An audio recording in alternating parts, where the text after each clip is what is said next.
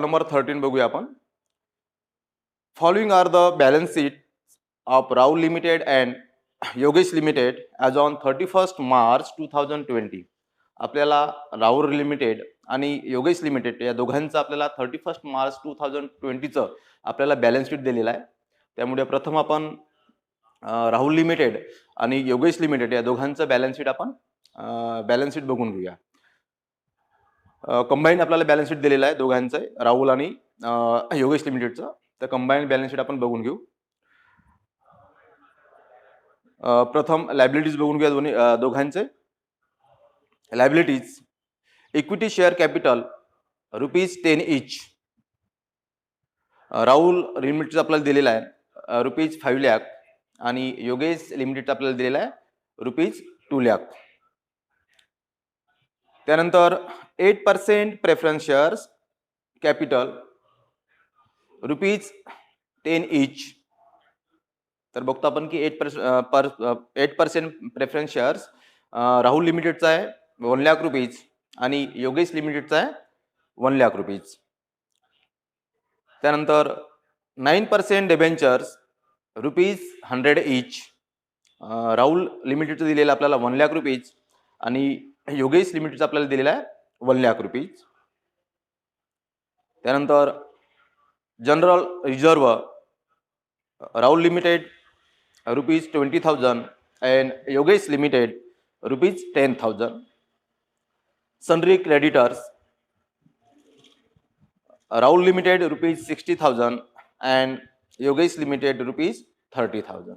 असं आपल्याला राहुल लिमिटेड आणि योगेश लिमिटेडचं दोघांचं आपल्याला काय लायबिलिटीज दिलेलं आहे. आणि त्याची टोटल बघतो आपण की योगेश लिमिटेडचं लायबिलिटीज आहे टोटल 7,80,000. राहुल लिमिटेडचं टोटल लायबिलिटीज आहे ₹7,80,000 आणि योगेश लिमिटेडचं आपल्याला लायबिलिटीज दिलेलं आहे टोटल 4,40,000. त्यानंतर परत या दोन्ही कंपनीचं आपण असेट्स बघूया. Goodwill Rahul limited ₹30,000 and Yogesh limited ₹10,000. Building Rahul limited ₹2 lakh and Yogesh limited ₹1 lakh. Other assets Rahul limited ₹5,10,000 and Yogesh limited ₹3,15,000. Cash at bank Rahul limited ₹30,000 and Yogesh limited ₹10,000.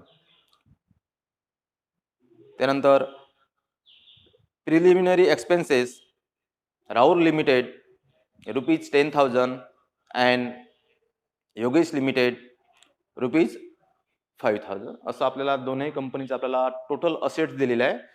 Rahul लिमिटेडचं total assets आहे 7,80,000 आणि योगेश कंपनी लिमिटेडचं टोटल असेट आहे 4,40,000.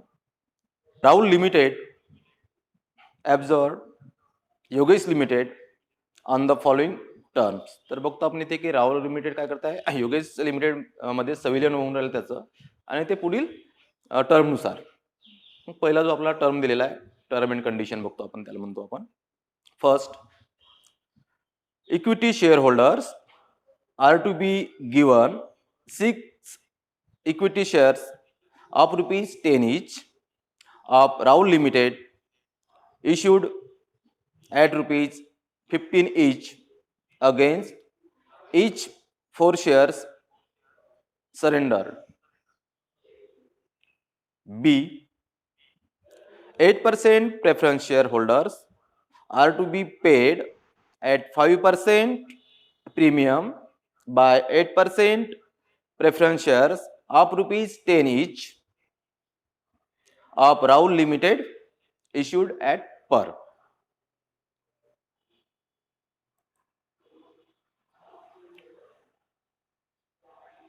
C.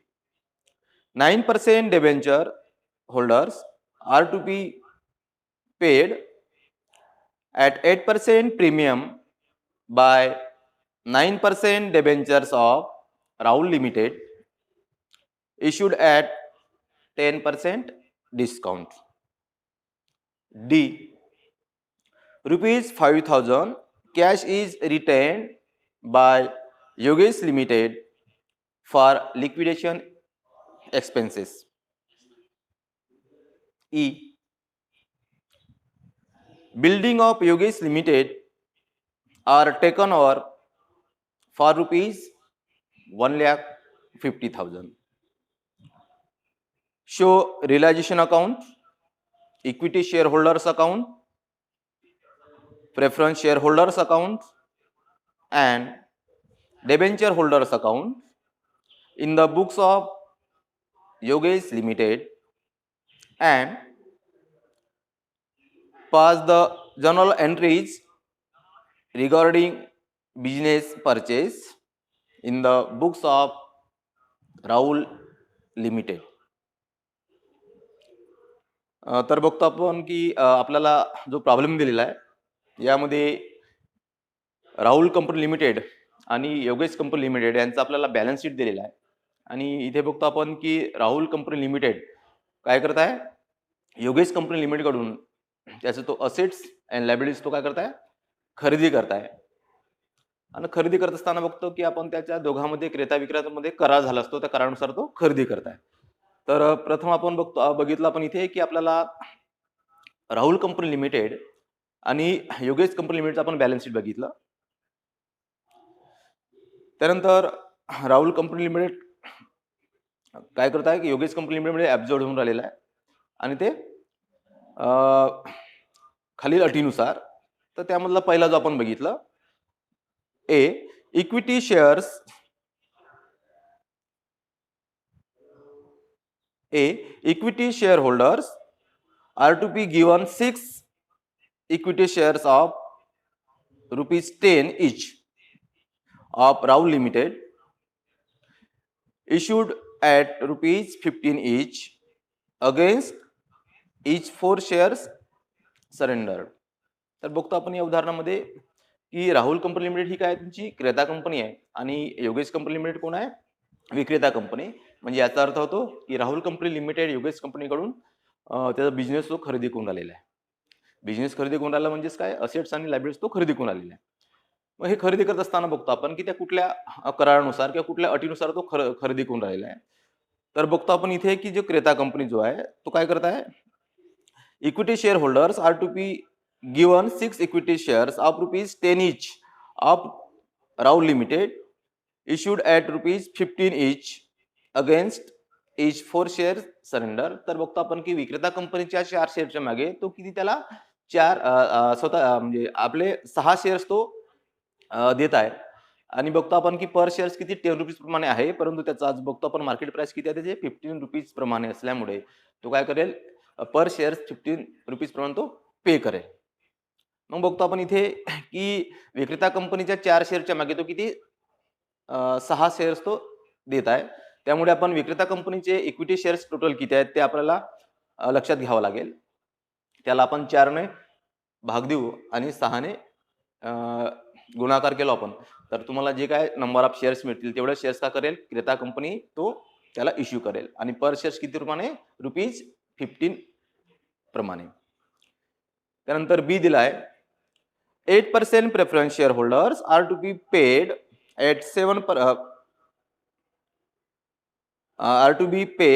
at 5% premium by 8% preference shares of ₹10 each of Rahul Limited issued at par.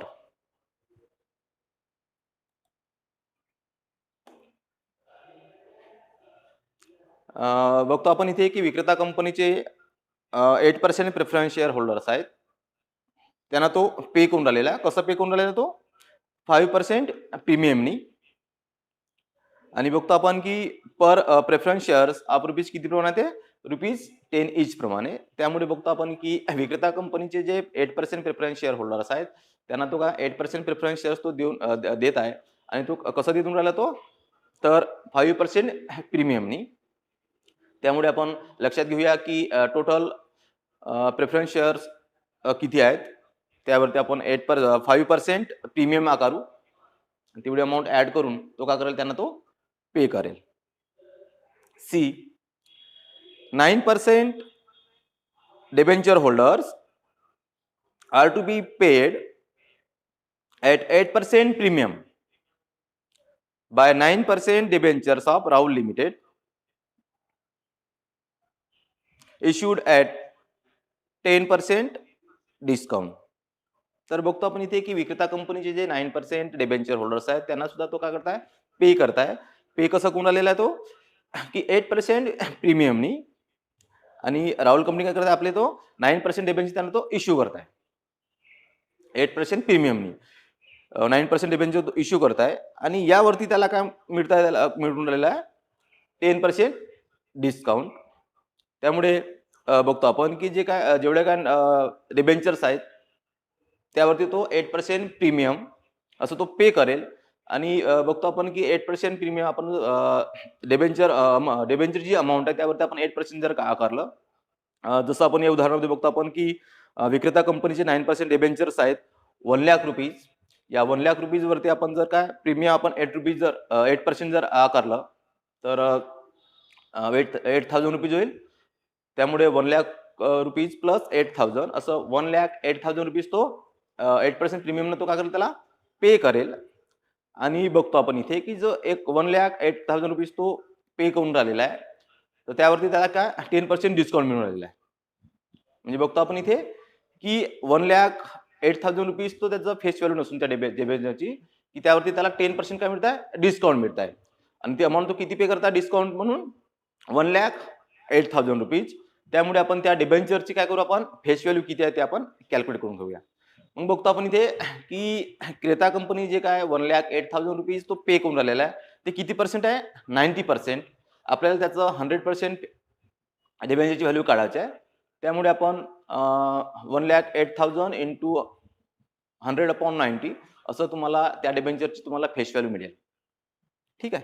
तर इथे बघतो आपण की क्रेता company आपले काय 9% डिबेंचर्स तो काय करताय, विक्रेता कंपनीच्या डिबेंचर होल्डर्स तो पे करून राहिला. आणि कसं पे करून राहिला, तो 8% प्रीमियमनी, आणि त्यावरती तो पे केल्यानंतर त्याला काय 10% डिस्काउंट मिळून राहिलेला आहे.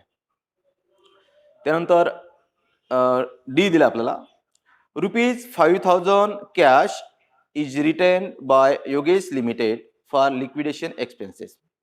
बघतो आपण इथे की योगेश कंपनी लिमिटेड जी तुमची विक्रेता कंपनी आहे, योगेश कंपनी लिमिटेडचं आपण जर बॅलन्स शीट बघितलं तर त्यामध्ये तुम्हाला कॅश एट बँक किती दिला, तुम्हाला 10,000 दिलेला आहे.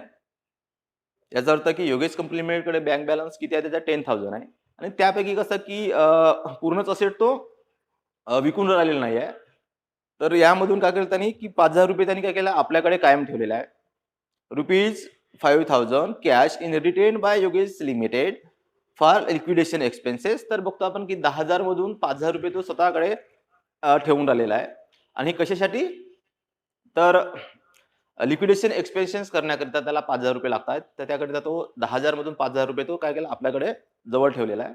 त्यामुळे बघतो आपण की जेव्हा क्रेता कंपनी त्याचं कॅश म्हणजे असेट खरेदी करतो त्यावेळेस तो कॅश किती किती येईल त्याच्याकडे, फक्त 5,000. कारण की 10,000 मध्ये आपण 5,000 रुपये त्यांनी स्वतःजवळ ठेवलेला आहे. त्यामुळे फक्त 5,000 रुपये आपण कॅश एट बँक आपण दाखवूया. त्यानंतर ई दिला आपल्याला, building of Yogesh limited are taken over ₹1,50,000. तर बघतो आपण इथे की क्रेता कंपनी राहुल लिमिटेड जो आहे ते काय करताय, योगेश कंपनीकडून असेट्स खरेदी करताय. यामध्ये बघतो आपण की असेट्स मध्ये आपल्याला बिल्डिंग दिलेलं होतं, अदर असेट्स आहे आणि कॅश एट बँक आहे. तर बघतो आपण इथे की योगेश कंपनीकडून तो काय बिल्डिंग खरेदी करून राहिलेला आहे, आणि तो कुठल्या किमतीला खरेदी करून आलेला आहे, ₹1,50,000. मग ऍक्च्युअली बघतो आपण की त्या बिल्डिंगचा फेस व्हॅल्यू किती आहे, तर बॅलन्स शीट मध्ये बघितलं आपण योगेश कंपनी लिमिटेडच्या बॅलन्स शीट मध्ये, तर बिल्डिंगची अमाऊंट दिलेली तुम्हाला ₹1,00,000. आणि तो ₹1,00,000 फेस व्हॅल्यूला ऍटबुक व्हॅल्यूनुसार खरेदी न करता त्याचं का रिव्हॅल्युएशन झालेलं आहे. आणि ती व्हॅल्यू जी आहे त्याची 1,50,000. त्यामुळे कसं की बिल्डिंग ऍटबुक व्हॅल्यूनुसार खरेदी न करता ते रिव्हॅल्युएशन अमाऊंटने काय करता, तो खरेदी करताय. आणि त्या बिल्डिंगची अमाऊंट जी आहे ती किती आहे, 1,00,000 50,000 म्हणजेच 1,50,000ला तो बिल्डिंग खरेदी करत आहे. आणि यावरून आपल्याला show realisation account, equity share holder accounts, preference share holder account and debenture holders account in the books of Yogesh limited. यावरून आपल्याला योगेश कंपनीच्या पुस्तकामध्ये आपल्याला realisation account, equity share holders account, preference share holders account आणि डिबेंचर होल्डर्स अकाउंट आपल्याला तयार करायचं आहे. मग बघतो आपण इथे की योगेश कंपनी लिमिटेड कोण आहे. तर योगेश कंपनी लिमिटेड कोण आहे, तुमचं विक्रेता कंपनी आहे. त्यामुळे आपण विक्रेता कंपनीच्या पुस्तकामध्ये realisation account, equity share holders account, preference share holders account आणि डिबेंचर होल्डर्स अकाउंट आपण तयार करू. And pass the journal entries regarding business purchase in the books of Rahul limited. आणि बघतो आपण की त्यानंतर तुम्हाला जर्नल एंट्रीज द्यायच्या आहेत कोणाच्या बुक्समध्ये, की ज्यांनी बिझनेस त्यांनी खरेदी केलेला आहे. असं राहुल लिमिटेड आहे, तर राहुल कंपनी लिमिटेडच्या पुस्तकामध्ये तुम्हाला जर्नल एंट्रीज द्यायचे आहेत. सोल्युशन. कॅल्क्युलेशन ऑफ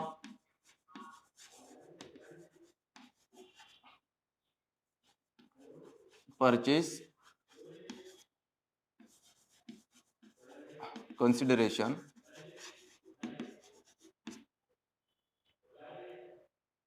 मग बघतो आपण की परचेस कन्सिडरेशन कसं करतो आपण.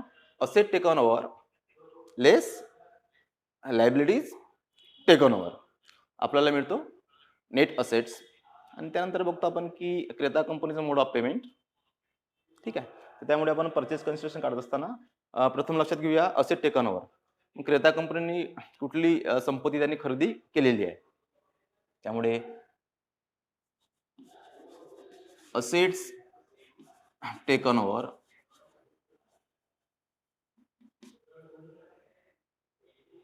यामध्ये क्रेता कंपनीने कुठली असेट त्यांनी खरेदी केलं आणि कुठल्या किमतीला खरेदी केलं ते लक्षात घ्यावं लागतं आपल्याला. ऍट बुक व्हॅल्यू नुसार खरेदी केलं की रिव्हॅल्युएशन किंवा ऍग्रीड नुसार त्यांनी खरेदी केलं. तर बघतो आपण इथे प्रथम बिल्डिंग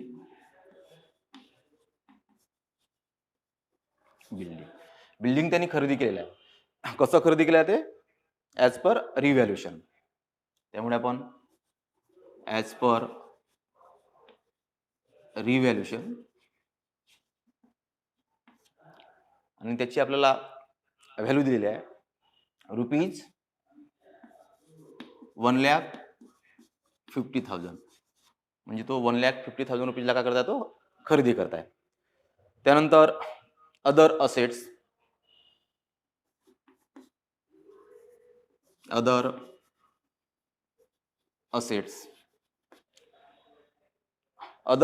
तो काय करताय, खरेदी करताय. मग तो कसं खरेदी करून राहिलेला आहे, ऍट बुक व्हॅल्यू नुसार. ऍट बुक व्हॅल्यू नुसार. मग बघतो आपण त्याची किंमत किती आहे, व्हॅल्यू किती आहे, तर 3,00,000 रुपीज, 3,15,000. आणि त्यानंतर कॅश एट बँक.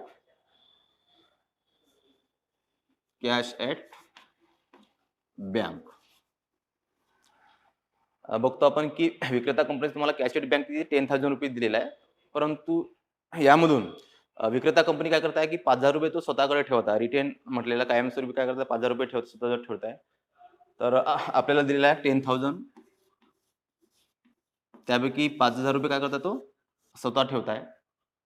त्यामुळे क्रेता कंपनी किती परचेस करून आला, तो रुपीज 5,000. असं बघतो आपण की टोटल असेट टेकओव्हर आहे. त्यामुळे आपण बिल्डिंग, अदर असेट्स आणि cash at bank rupees 1,50,000 plus rupees 3,15,000 plus rupees 5,000 असं टोटल आपण केलं तर आपल्याला मिळतो 4,70,000 किमतीचा काय करता तो असेट्स, टोटल असेट तो खरेदी करून राहिला आहे. ह्यामधून आपण काय करतो, मायनस करतो, लेस लायबिलिटीज टेकन ओव्हर. मग बघतो आपण की त्यांनी कुठली लायबिलिटीज त्यांनी स्वीकारलेली आहे.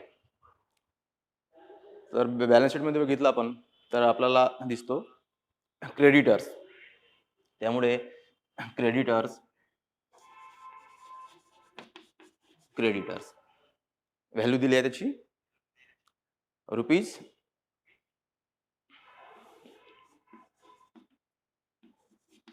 ₹30,000.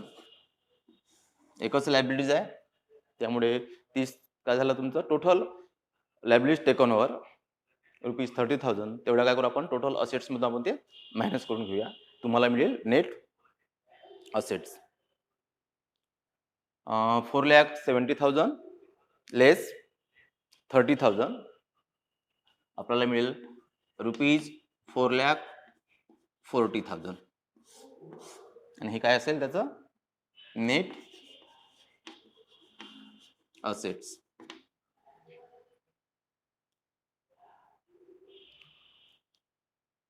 ठीक आहे, ₹4,40,000 net assets. Mode of payment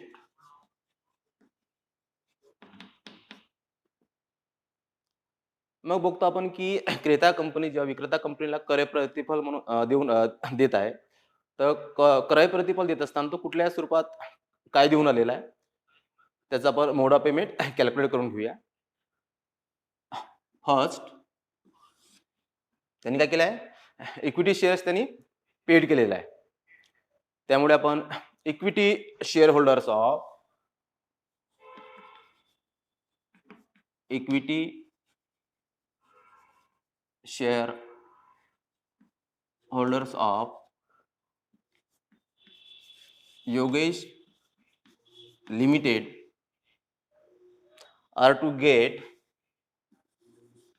are to get equity shares in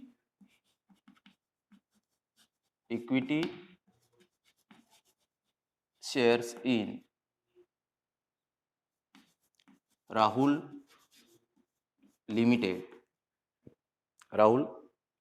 Limited in the ratio of 4:6 of rupees 10 each.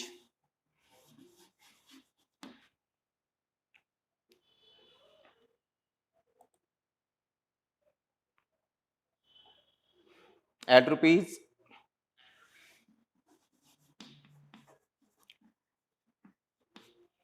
15 per share.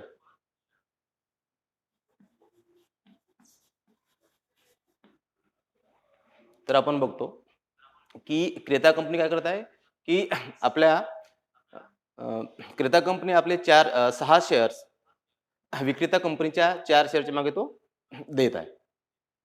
मग इथे आपण विचार करूया की विक्रेता कंपनीचे एकूण शेअर्स किती आहेत. तर आपण बॅलन्स शीट मध्ये बघितलं तर आपल्याला मिळतो की विक्रेता कंपनीचे टोटल किती आहेत 20,000 शेअर्स आहेत आणि विक्रेता कंपनीला त्याच्या 4 शेअरच्या मागे 6 शेअर्स तो देत आहे.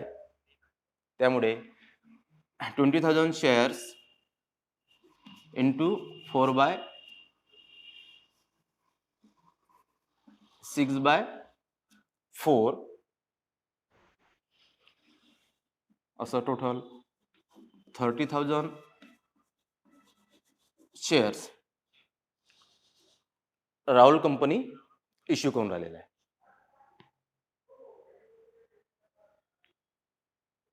आपल्याला रेशो दिलं होतं की विक्रेता कंपनीच्या 4 शेअरच्या मागे क्रेता कंपनी किती 6 शेअर्स तो देत आहे. त्यामुळे क्रेता कंपनी किती total number of shares issue करेल 30,000 शेअर्स. मग बघतो आपण की पर शेअर्स किती प्रमाणे 15 रुपीज प्रमाणे. त्यामुळे 30,000 शेअर्स इंटू ₹15 पर शेअर असं टोटल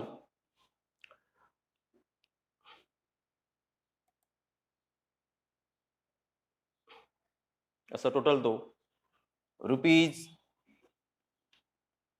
4,50,000 रुपीजचा तो काय करतो इक्विटी शेअरच्या स्वरूपात तो काय करताय त्याला क्रय प्रतिफल देऊन आलेला आहे.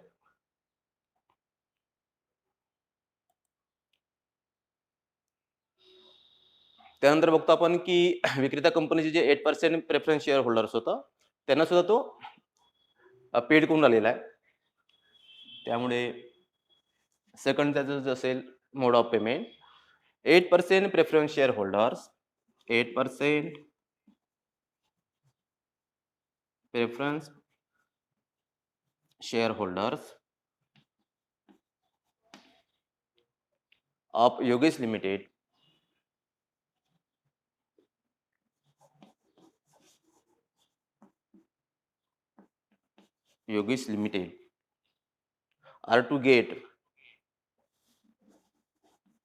are to get equal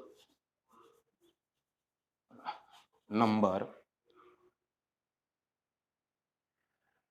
8% preference shares 8% preference shares कोणाकडून in Rahul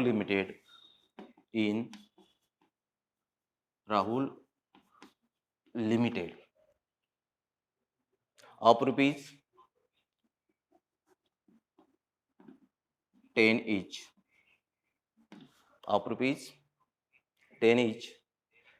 with 5% premium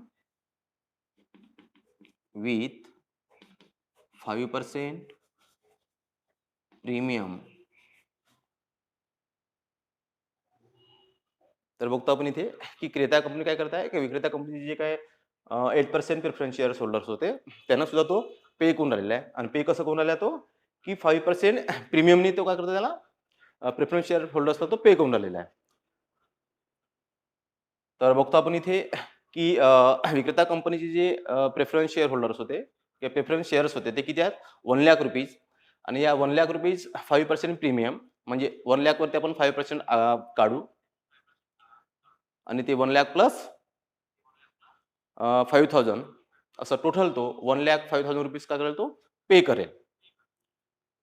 त्यामुळे दॅट इज रुपीज 1,00,000 आणि या 1,00,000 वरती काय करता तो 5% प्रीमियम 5% प्रीमियम येतो तुमचं 5,000 असं टोटल प्रेफरन्स शेअर होल्डर्सला किती रुपीज 1,05,000 एवढा तो काय करेल क्रय प्रतिफलाच्या स्वरूपात तो पे करेल.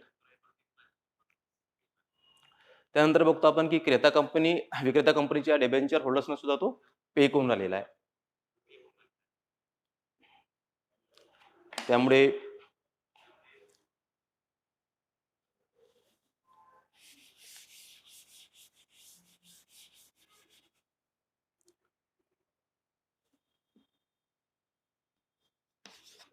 $9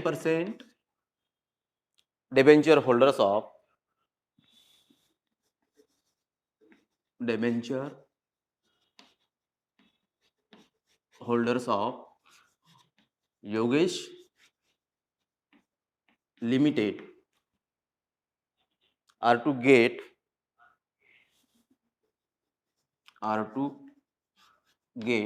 9% debentures in Rahul Limited of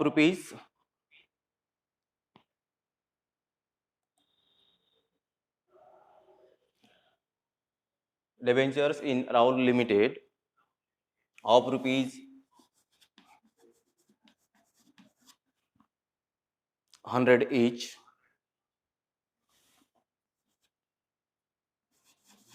with 8% premium.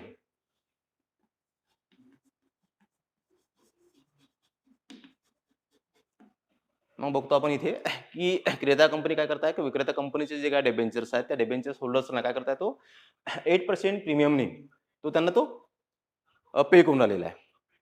मग बघतो आपण इथे की विक्रेता कंपनीचे डेबेंचर्स किती होते. तर बघतो आपण की आपल्याला बॅलन्स शीटमध्ये दिलेला 1,00,000 रुपीज. त्या 1,00,000 वरती तो काय करताय 8% प्रीमियम म्हणजे 1,00,000 रुपीजवरती आपण 8% जर काढलो आपण तर 8,000 असं तो 1,00,000 प्लस 8,000 असं टोटल 1,08,000 रुपीज काय करेल त्याला पे करेल. कारण की आपल्याला म्हटलं आहे की 8% प्रीमियमनी काय करताय क्रेता कंपनी विक्रेता कंपनीच्या शेअर होल्डर डिबेंचर होल्डर्सला तो पेड करून आलेला आहे. म्हणून that is rupees 1,00,000 plus rupees 8% premium calculation केलं तर किती मिळतो 8,000 असं टोटल रुपीज 1,08,000 रुपीज काय करताय तो डिबेंचरच्या स्वरूपात तो पे करताय रुपीज 1,08,000.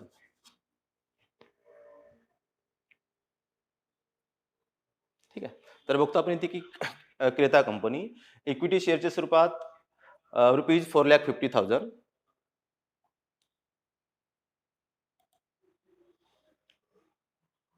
त्यानंतर प्रेफरन्स शेअरच्या स्वरूपामध्ये 1,05,000 आणि डिबेंचरच्या स्वरूपामध्ये 1,08,000 असं टोटल अमाऊंट तो काय करताय तो पे करताय.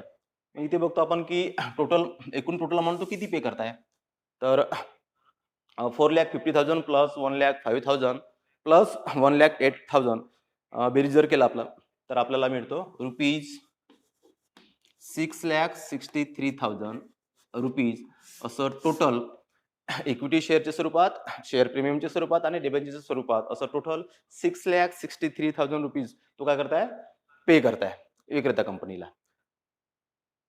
क्रय प्रतिफल म्हणून. मग बघतो आपण इथे की याआधी आपण कसं नेट असेट काढलेलं त्या कंपनीचं की नेट असेट किती आहे आणि त्यानंतर क्रेता कंपनीचं परचेस कन्सिडर आपण काढलेलं आहे तर ते आपल्याला मिळतो 6,63,000 आणि नेट असेट जे आहे त्याचं 4,40,000. त्या दोघांचं जर आपण ऑब्झर्वेशन केलं तर काय दिसतं आपल्याला इथे की नेट असेट त्याचं 4,40,000 आणि त्याचं पीसी जे आहे ते किती आहे 6,63,000. तर इथे बघतो आपण की नेट असेट पेक्षा त्याचं पीसी काय दिसतो आपल्याला जास्त दिसतो. त्यामुळे purchase consideration is therefore purchase consideration is more than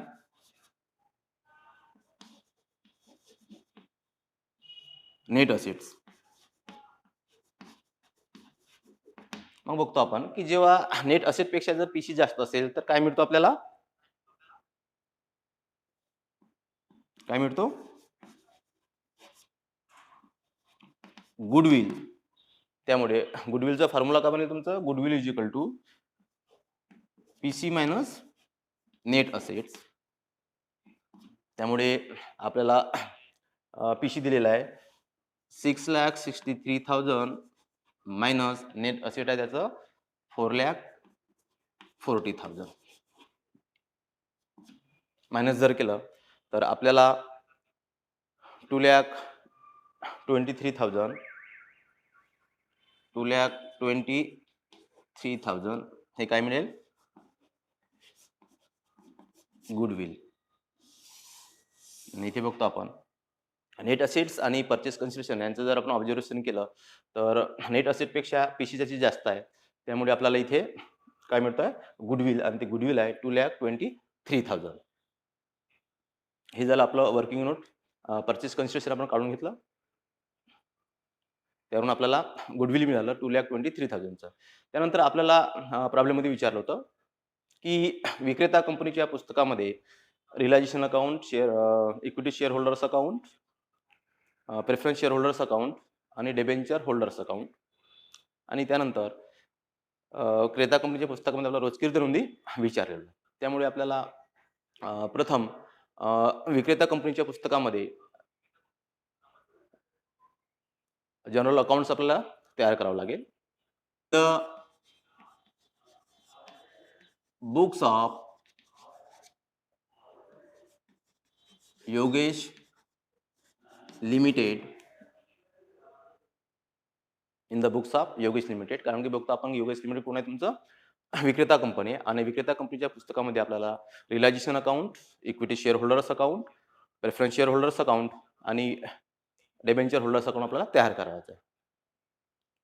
त्यामुळे चारही अकाउंट्स तयार करून घ्या. आपल्याला विचारलं आहे की विक्रेता कंपनीच्या पुस्तकामध्ये realisation account, equity share holders account, 8% preference share holder accounts आणि 9% डेबेंचर होल्डर्स अकाउंट. त्यामुळे आपण विक्रेता कंपनी योगेश कंपनी लिमिटेडच्या बुक्समध्ये आपण काय करूया, realisation account, equity share holders account, 8% preference share holders account आणि 9% डेबेंचर शेअर होल्डर्स अकाउंट आपण तयार करू. आणि बघतो आपण की हे तयार करत असताना विक्रेता कंपनी आपल्या बुक्समध्ये जसं एंट्र्या करतो, रोजकी नोंदी देत असतो, त्यानुसारच आपण काय करतो, आपण अकाउंट तयार करत असतो. तर प्रथम बघूया आपण की रिलायझेशन अकाउंट. पर्टिक्युलर अमाऊंट आपण प्रोफॉर्मा तयार करून घेतलं आणि त्यानंतर रिलायझेशन अकाउंट आपण तयार करून घेऊया. तर बघतो आपण की रिलायझेशन अकाउंटच्या डेबिट साईडला प्रथम येईल तुमचं टू गुडविल अकाउंट, कारण काय की विक्रेता कंपनी काय करतो की आपलं असेट्स काय करतो, तो रिलायझेशन अकाउंट तो ट्रान्सफर करतो, आहे का. मग त्यानुसार आपण त्याची एंट्री करतो आणि त्याचं अकाउंट्स आपण तयार करतो.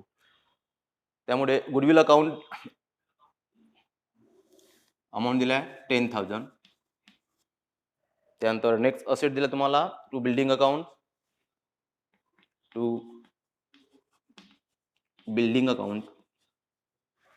अमाऊंट आहे 1,00,000 रुपीज. त्यानंतर to other assets account,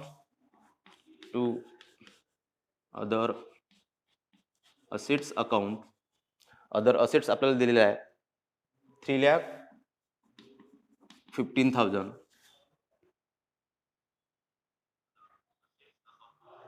to cash at bank account,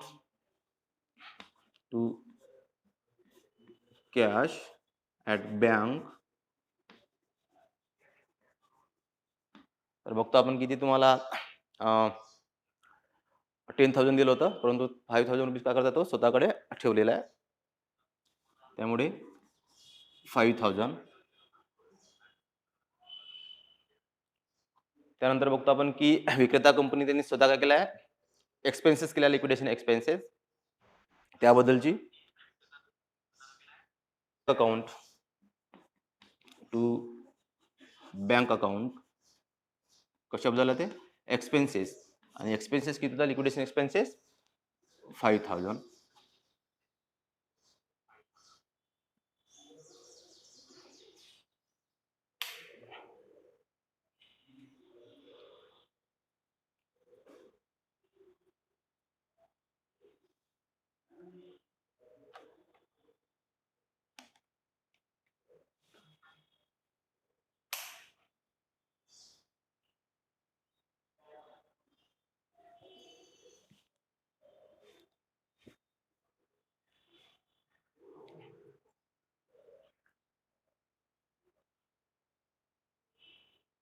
त्यानंतर बघतो आपण की टू 9% डिबेंचर होल्डर्स अकाउंट, जेव्हा आपण डिबेंचर होल्डर्स अकाउंट आपण तयार करतो त्यावेळेस त्याला प्रॉफिट झाला की लॉस झाला, ती सुद्धा आपण काय करतो, रिलायन्स अकाउंटला आपण ट्रान्सफर करतो. ठीक आहे. त्यानंतर बघतो आपण की विक्रेता कंपनी काय करतो,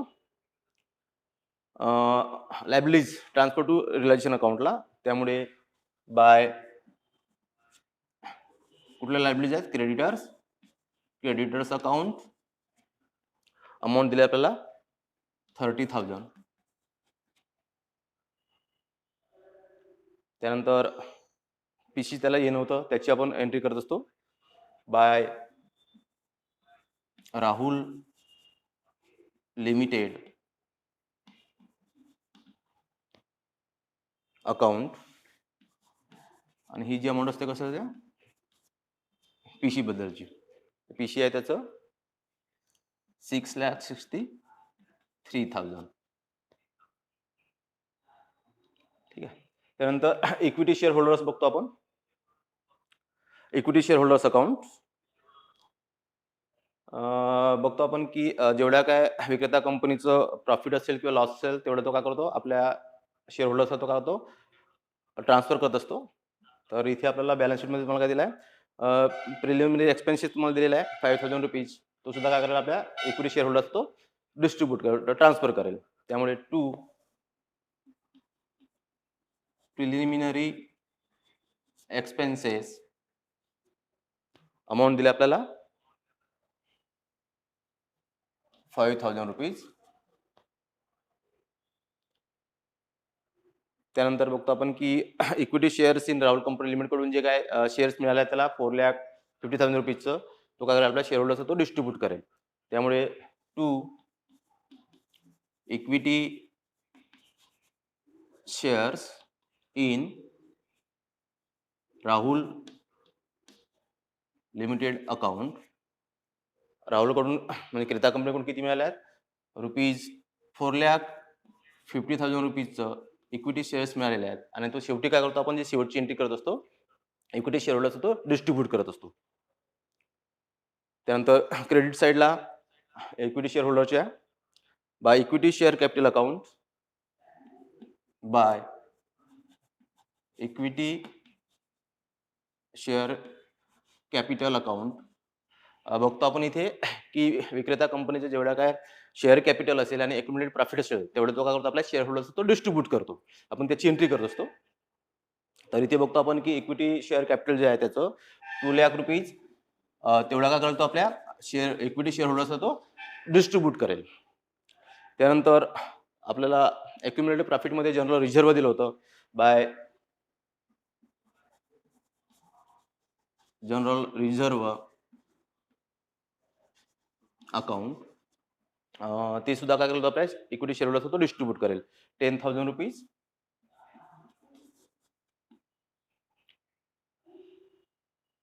आणि त्यानंतर बघतो आपण की जी रिअलायझेशन अकाउंटवरती त्याला प्रॉफिट झालं की लॉस झालं ते काय करेल तो आपल्या इक्विटी शेअर होल्डर तो डिस्ट्रीब्यूट करेल. तर जेव्हा आपण रिअलायझेशन अकाउंट आपण क्लोज करू त्यावेळेस आपण ज्यावरती प्रॉफिट झालं की लॉस झालं ते बघू आणि त्यानुसार आपण इक्विटी शेअर होल्डर डिस्ट्रीब्यूट करू.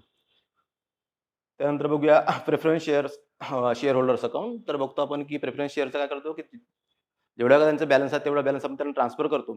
त्यानंतर प्रेफरन्स शेअर होल्डर्सला काय करतात क्रेता कंपनी पेड करून राहिलेला आहे आणि यावरती त्याला प्रॉफिट झालं की लॉस झालं या 3 एंट्र्यावरून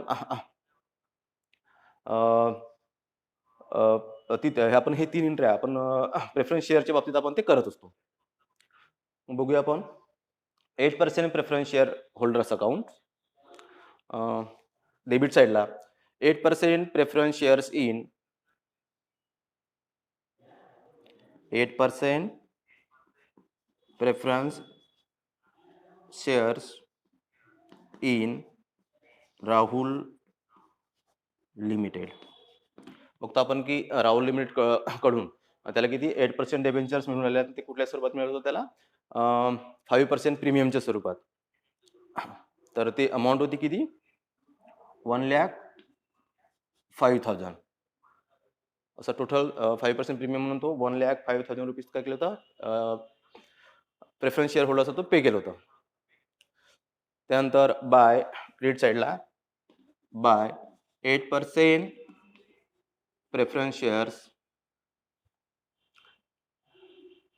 capital account share capital account. बघतो आपण इथे की प्रथम जी एंट्री करत असतो आपण की जेवढ्या काय प्रेफरन्स शेअर्स आहेत तेवढ्या काय करतो आपण प्रेफरन्स शेअर होल्डर्सला ते ट्रान्सफर करतो. तर बॅलन्स शीटमध्ये आपल्याला दिलं होतं प्रेफरन्स शेअर्स किती ₹1,00,000 ₹1,00,000 होतं. त्याला पे किती कोणाला होतं ₹1,05,000. तर यावरती त्याला प्रॉफिट झालं की लॉस झालं बंद जेव्हा क्लोज केलं आपण preference share holders account debit साईडची बेरीज जास्त आहे 1,05,000 1,05,000 तर डिफरन्स कितीचा दिसतो आपल्याला इथे 5,000चं. मग हे ₹5,000 त्याला लॉस झालं की प्रॉफिट झालं सांगा बाय रिअलायझेशन अकाउंट आणि हे आहे त्याचं लॉस. बघतो आपण की प्रेफरन्स शेअर होल्डर्सवरती 5,000 रुपीज त्याला लॉस झालेला आहे. कारण की बघतो की प्रेफरन्स शेअर्स किती ते 1,00,000 रुपीज होतं, पण जास्तीचे अमाऊंट तो काय करताय, पे करताय. म्हणजे 1,05,000 रुपये तो पे करताय. 5,000 रुपये तो जास्त देऊन राहिला, याचा अर्थ तेवढा त्याचा 5,000 रुपये लॉस झालेला आहे. मग तेवढा लॉस काय करेल तो रिअलायझेशन अकाउंटला तो ट्रान्सफर करेल. त्यामुळे ते डेबिट करूया to 8% preference share holders account. आणि हे कशाबद्दलचं आहे, लॉस ऑन पेमेंट, की प्रेफरन्स शेअर होल्डर त्याने पेमेंट केलं, त्या पेमेंटवरती त्याला 5,000 रुपये लॉस आहे. त्यामुळे 5,000 रुपीज आपण ते लॉस दाखवू, पेमेंट लॉस. ठीक आहे. त्यानंतर डेबेंचर होल्डर्स बघू आपण. त्याची सुद्धा आपण 3 एंट्र्या करत असतो. जेवढ्या काय आपल्याला बॅलन्स शीटमध्ये डेबेंचर दिलं असेल तेवढ्या डेबेंचर्स आपण डेबेंचर होल्डर्सला आपण ट्रान्सफर करतो. त्यानंतर त्याला पेमेंट केलेलं आहे आणि या पेमेंट केल्यानंतर त्याला प्रॉफिट झालं की लॉस झालं. तर प्रथम डेबिट साईडला टू 9%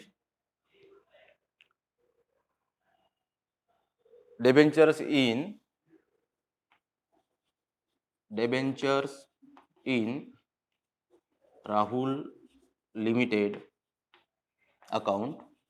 तर बघतो आपण की राहुल लिमिटेडने काय केलं, डेबेंचर होल्डर्स त्यांनी पेमेंट केलेलं आहे. कसं पेमेंट केलं होतं, 8% प्रीमियमनी. ती अमाऊंट होतं 1,08,000.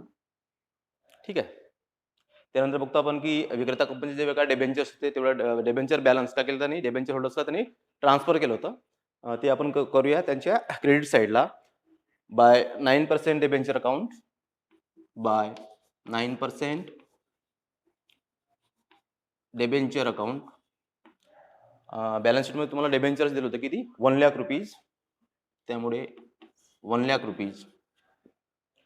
इथे बघतो आपण की डेबेंचर सध्या 1,00,000 रुपीज होतं आणि पेमेंट किती केलं आणि 1,08,000चं आहे की नाही. त्यानंतर डेबेंचर होल्डर्स अकाउंट बंद करू. 1,08,000, 1,08,000.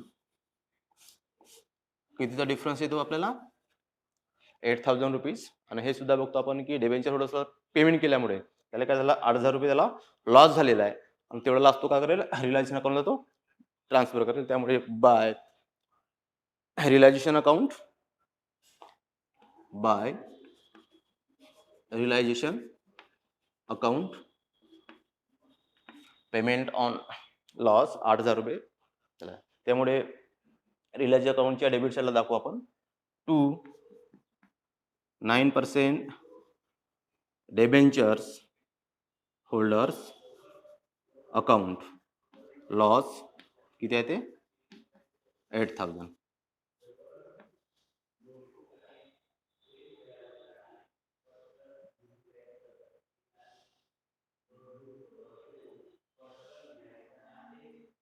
त्यानंतर आपण बघतो की इक्विटी शेअर होल्डर्स अकाउंट.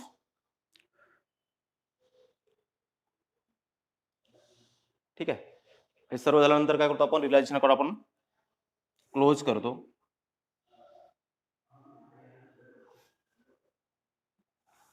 आणि रिलायझेशन अकाउंट त्याला प्रॉफिट झालं की लॉस झाला ते बघतो आपण आणि शेअर होल्डर्सला ते अकाउंट ट्रान्सफर करतो. तर इथे बघतो आपण की क्रेडिट साईडची बेरीज जास्त आहे, 6,93,000 येतो आणि डेबिट साईडची बेरीज कमी आहे. त्यामुळे आपण त्याचं बॅलन्सिंग काढून घेऊया. तर बॅलन्स मिळतो तुम्हाला क्रेडिट बॅलन्स 2,45,000. मग बघतो आपण किती 2,45,000 काय मिळालं त्याला, लॉस आहे की प्रॉफिट आहे, प्रॉफिट आहे. मग तेवढा तो प्रॉफिट का करेल, शेअर होल्डर्सला तो ट्रान्सफर करेल. त्यामुळे आपण त्याला नाव देऊया to equity share holders account. त्यामुळे शेअर होल्डरचा तो ट्रान्सफर करेल. त्यामुळे इक्विटी शेअर होल्डरच्या क्रेडिट साईडला आपण दाखवूया बाय रिअलायझेशन अकाउंट. किती आहे ते 2,45,000 आणि त्यानंतर इक्विटी शेअर होल्डर्स अकाउंट तुम्ही बंद करा.